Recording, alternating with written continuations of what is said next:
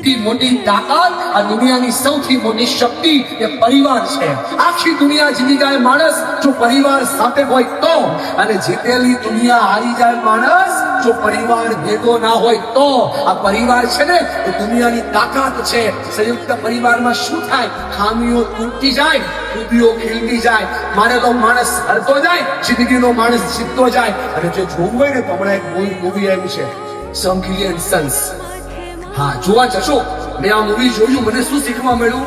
પરિવારના ઘરની સૌથી મોટી વહુ એવી રીતે પરિવારને મેનેજ કરે છે. સૌથી નાનો ભાઈ એવી રીતે પરિવારને સપોર્ટ કરે છે. અને નાના નાના વ્યક્તિઓ ભેગા થઈને પરિવારને કેમ સપોર્ટ કરી શકે?